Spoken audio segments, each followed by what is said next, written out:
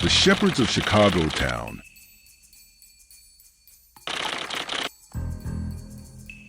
Chapter 1. A City in Fear. Chicago, 1927. The city was a labyrinth of narrow alleys, smoky speakeasies, and flickering streetlights casting long shadows. The Johnson twins, Drake and Jake, had grown up in these streets, learning the art of survival early on. Their sister, Vivian, was their rock, sharp as a knife and fiercely protective.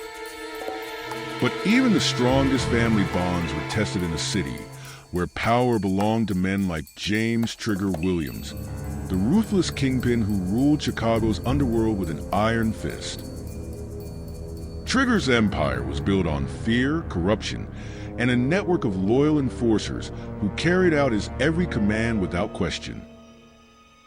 He had the police in his pocket, the politicians at his beck and call, and the people of Chicago cowering in his wake.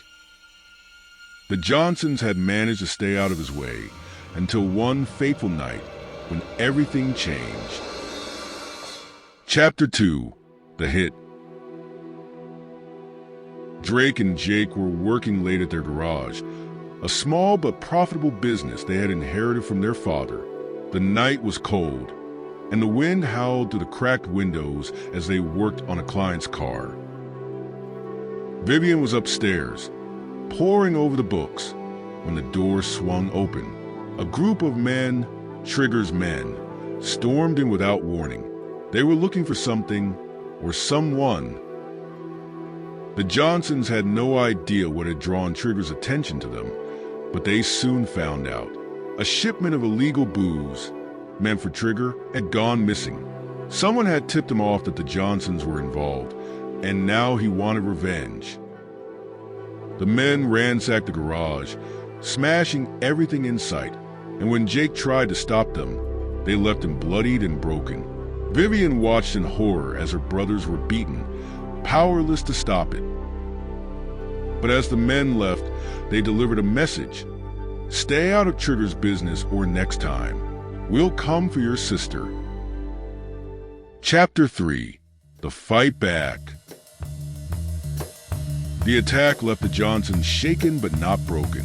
Drake, the more level-headed of the twins, wanted to play it smart, but Jake, fueled by anger and a thirst for vengeance, couldn't let it slide. Vivian, torn between protecting her brothers and seeking justice, finally agreed. They had to take the fight to Trigger. The plan was risky, but the Johnsons knew the city better than anyone.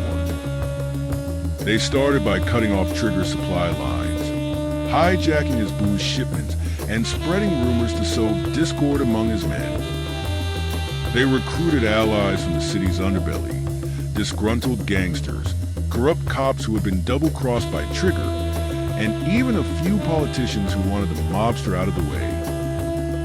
As the Johnsons' attacks became bolder, Trigger began to lose his grip on the city. The newspapers were soon filled with stories of his men turning up dead, his warehouses burned to the ground, and his once loyal lieutenants defecting or disappearing. The people of Chicago, who had lived in fear for so long, began to see a glimmer of hope. Chapter 4. The Final Showdown. But Trigger wasn't the kind of man to go down without a fight. He retaliated with brutal force, targeting anyone associated with the Johnsons. The streets ran red with blood, and the city was thrown into chaos. Drake, Jake, and Vivian knew they couldn't keep this up forever. They had to end it, once and for all.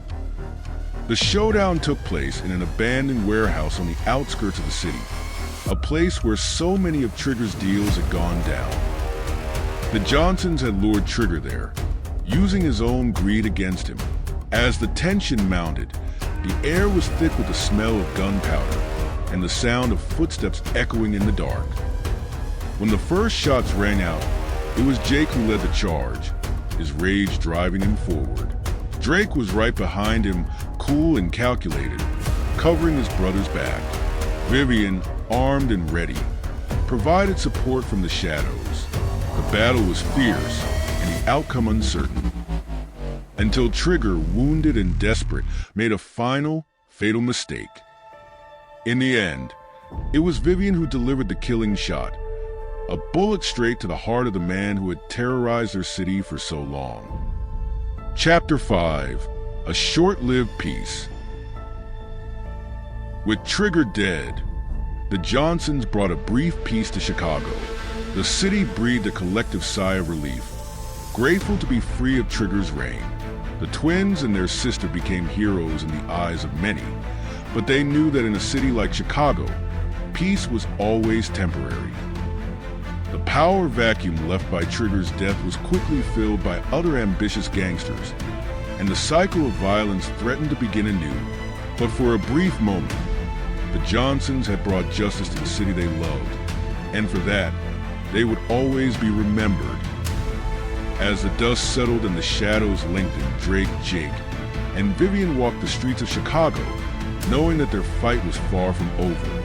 But whatever came next, they would face it together, just as they always had.